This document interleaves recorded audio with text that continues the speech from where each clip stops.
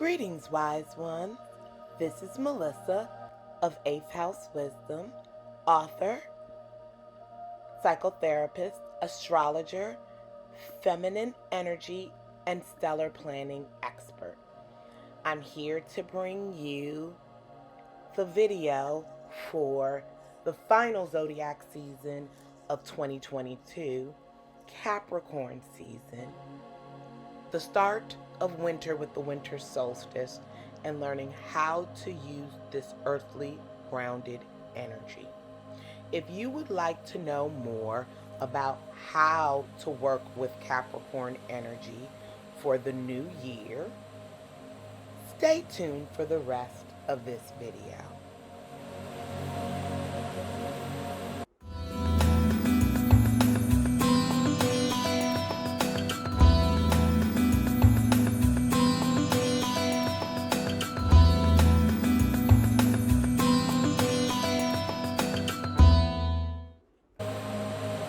Welcome to Capricorn season 2022 and 2023. It's crazy that we have made it to the end of this year. It seems as if it has been incredibly rapid. And here on December 21st, we not only welcome the sun coming into the top of the traditional astrology chart at the 10th house and our highest potential, which is Capricorn season, but we are also experiencing the shortest day and longest night of the year, which is also known as Yule on the wheel of the year. Capricorn is a mystical, magical sea goat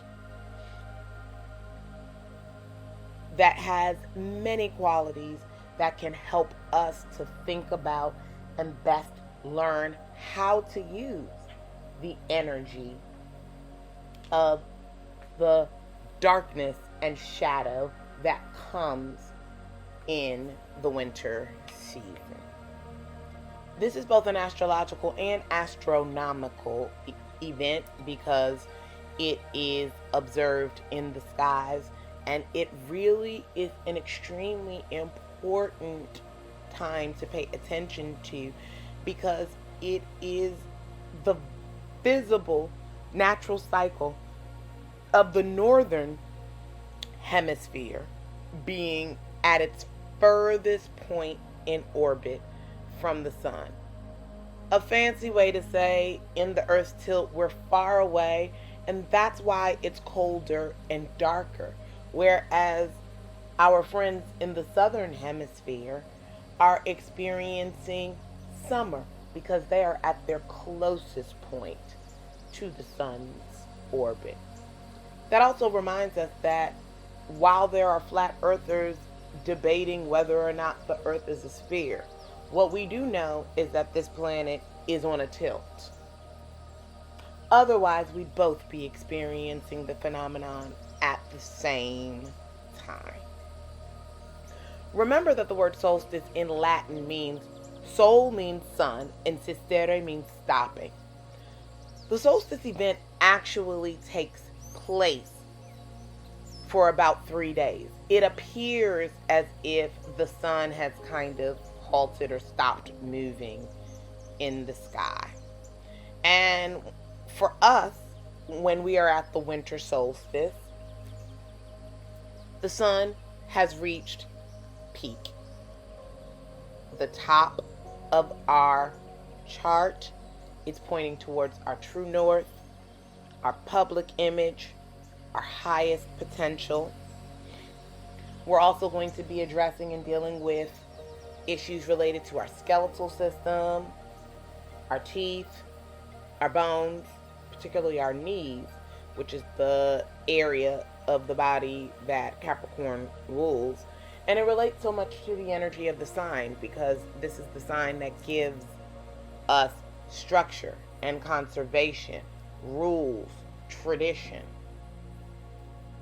This is also why Capricorn energy is associated with the super ego state, or essentially the parent voice in your head that tells you what you should and should not do, right?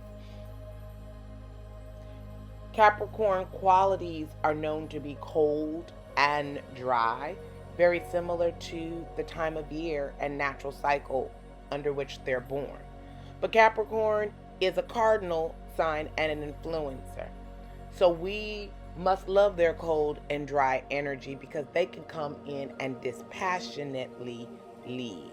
They're action oriented, they ground us, and they have the ability, when everyone else is heightened, to make a decision that impacts the good of all, because they live lives that indicate great challenge and overcoming great adversity. And again, the doubling down of that energy that relates to being at the top of the chart and being dispassionate really ensures that structure and provision happens for all of us. This is one of the reasons why Capricorn is known as the father of the Zodiac, pushing us to reach our goals. It's also known as the Lord of Karma and the Lord of Time, because this is a period where we are closing out energies from one calendar year, moving into the next one, and really trying to work with themes to experience, which is part of the earth element, physical success. Capricorn is the last earth sign, so taking the lessons learned from the Taurus building stage and the Virgo analyst stage, we move into the father stage of provision with a motto that says to us, I achieve. We've got short days that are dark in the winter, but it's still time for us to go into boss mode and get shit done. The Capricorn season stellar planning focus reminds us again, the zodiac is a wheel of 360 degrees. Each sign is a roughly 30-day period or 30-degree section. In your chart, you want to identify where Capricorn is in what house so that you can see how these particular themes of career, public reputation, highest potentials, tradition, and structure, and the father or paternal or masculine energy will impact you. It could be Capricorn rules your house of communication. So you are very measured and structured with your communication. You argue for rules. You keep things clean. You don't use profanity. This is a way that we layer that information to get a greater understanding of what it means. Capricorn is a resetting in many of an annual year, and we're just a few steps away from the reset in the wheel of the year, with what will be arriving in March when we hit the next equinox. Capricorn energy relates to the Emperor card in Tarot. They are the constructors of a huge and physical empire. Huge is relative according to your life, your life's purpose and desires, but it is their goal to leave something of great substance wherever they've traveled. Remember that in addition to that energy, which is very goal-oriented, winter, by contrast, is colder, slower, darker, and causes us to go within. The sun is low. We're regaining our strength. Make sure that you take into consideration your body's wisdom and how you're feeling as you're pushing towards your highest potential. Don't try to override your body intelligence. Work with it to experience the greatest success. And I wanted to talk a little bit about the symbolism or the mythology of Capricorn, because the symbol or sigil for Capricorn is a tribute to its sea goat origins, which sound really crazy. In Greek mythology, the constellation of Capricorn is linked to a myth about Kronos, the Titan, who was the father of the Greek gods. He was scared about being unseated from his emperor position, and he was in the process of devouring his children as soon as they were born, because he wanted to keep his reign. When Zeus was born, his mother hid him away and wrapped him up in a blanket, essentially, and surrounded by rocks. He was found by a goat nymph named Amalthea or Adamanthea, and she nourished him and took care of him.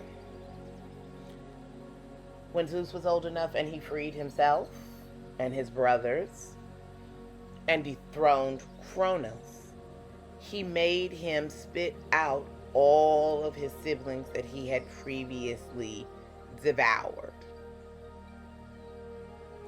Later on, he went to go find his caretakers during that time, one of which was Amalthea, and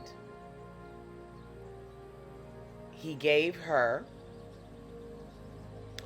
the horn of plenty and named the constellation Capricornius, the goat, after her as a token for caring for him as an infant. Amalthea encountered Jason and the Argonauts out at sea, hence the sea-related influence. This myth is important because each one of the mythologies that relate to astrology signs give an understanding about their basic nature. And the abbreviated story of Zeus is one where there were consistent highs and lows and highs and lows. There was not a straight trajectory up. It was quite jagged. He didn't make it to the top. But it was a story marked with adversity that he overcame. That is the typical and traditional hallmark for Capricorn energy in essence. Hard work, shooting for the stars no matter what's happening, and overcoming. Think about those concepts as they relate to you and how you understand Capricorns in your life and how that might impact the area of your chart ruled by Capricorn. And last but not least, I'm not going to end the video without talking about Winter Solstice and Yule. One of my favorite holidays probably for 20 years or more since I worked in education, and this was the one holiday that we could celebrate because it is not always viewed as religious, though it is for pagans and Celtics and other people, but it is also naturalist because it is linked to the changes in the heavens and the sky.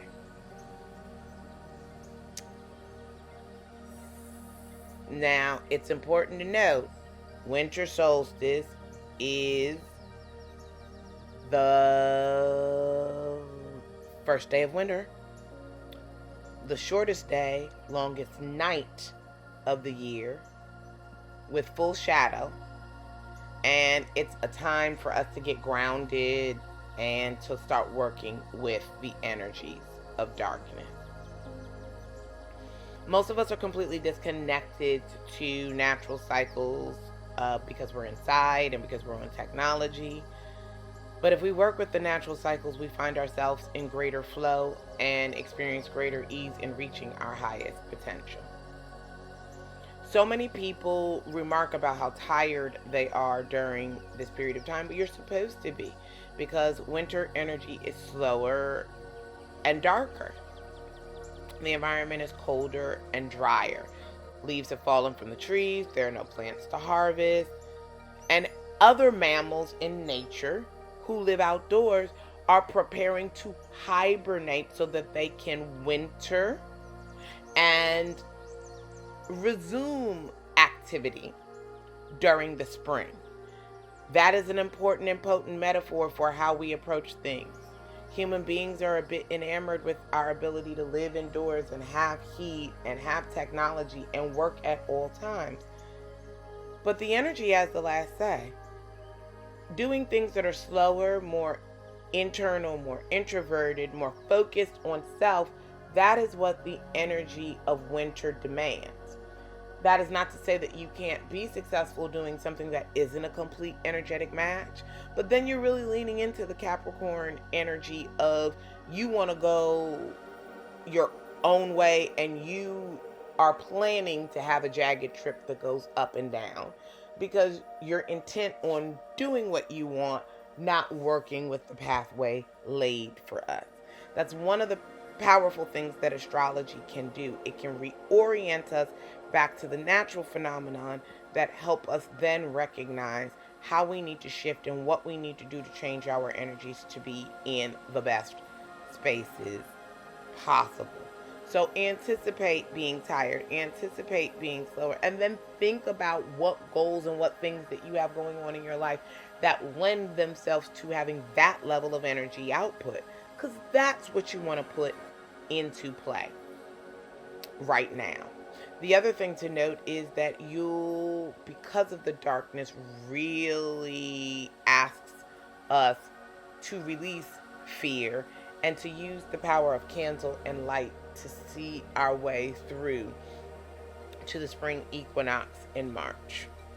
That's one of the reasons almost every modern day religious holiday around this particular period of time celebrates light, especially if you have a northern hemisphere orientation, because we need the power of the light to make it through the dark.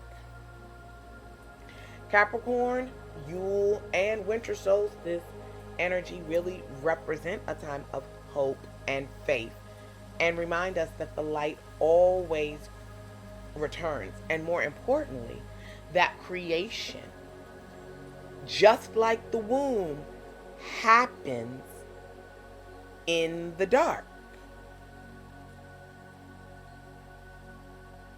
So what are you going to be incubating or gestating during this period? I'm going to run down a couple of winter solstice themes so that you can give some thought to that and apply it for your highest and best good. Themes are introspection, rebirth, hope after darkness, transformation, death of the sun god, the first day of winter, Again, hope, enhancing happiness, peace, love, strengthening bonds, and harmony. Herbs and plants that are highly suggested right now. They're things that we have in our house. Pine cones, ivy, evergreens, holly, oak, mistletoe, sage, rosemary, and stones and crystals to work with right now. Stone quartz, pyridol, ruby, black onyx, snowflake obsidian, bloodstone, sugilite, and garnet. The Capricorn, the January stone. Also, incense, essential oils, we're thinking pine, cedar, rosemary, juniper, bayberry. It's giving me Abercrombie Finch and scents all over. Only thing about Abercrombie we're thinking about. And of course, colors, green, red, gold, silver, white. Symbols are bells and mistletoe and apples.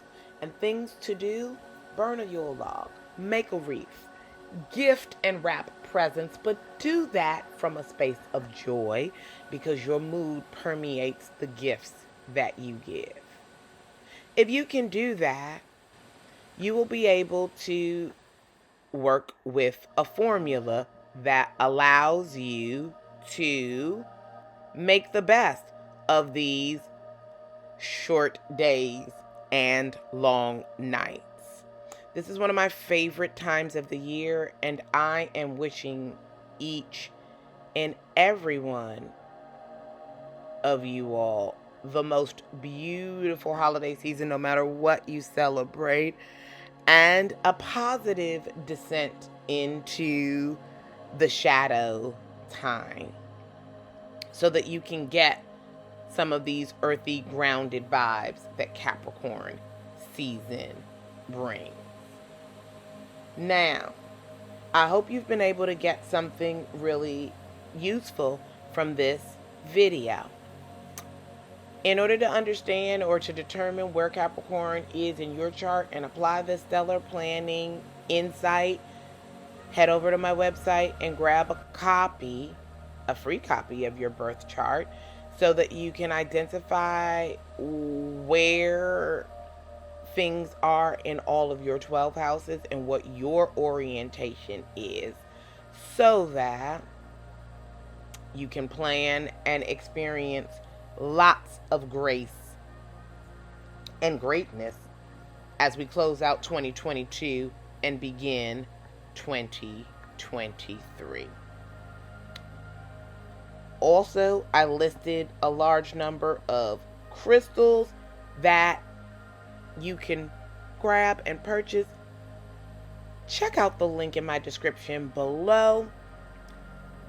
These are ethically sourced crystals, high quality, and make sure you use my coupon code 8th House Wisdom to get 11% off of any order. Now is a great time to work with dark and smoky crystals to bring great manifestations in for the new year. And if you are interested in getting more into stellar planning and the like, check out my free workshop replay for Stellar Planning 2023. It will give you a deep dive into my stellar planning framework for tripling your manifestations in 2023 and beyond, as well as helping you to get insight and information on how to download and utilize the stellar year blueprint for 2023 to have the greatest success and greatest chances for next year. And you will need a copy of the stellar year blueprint to go along with that. That contains all the information necessary for you to know what's happening with major points of astrology in 2023 and to utilize that information to most effectively plan throughout the new year, not just for the goals that you want, but how you want to feel, and to make sure you have maximized that process. And last but not least, if you don't want to DIY that process, check out my class, The Stellar Year Blueprint,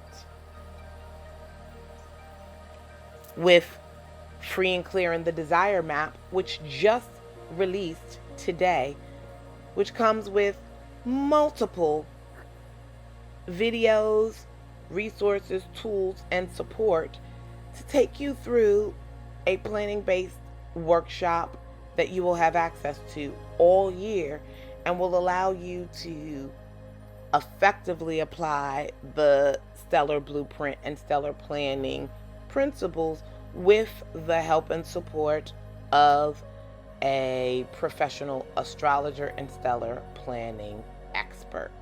These are some of the best things that we can do for ourselves as we approach the end of this calendar year in a Mercury retrograde shadow and soon to be Mercury retrograde. It's time to do a quarterly review and set ourselves up for success when we come out of this energy. I do hope that you have gotten great information related to this. I so enjoy sharing these gems with you. Remember, I do this because life does come with an instruction manual. It is written in the stars. Sending you so much light and love for Capricorn season, wise ones. Until my next video, lots of light and love. Blessed be. And take care during this wonderful winter season.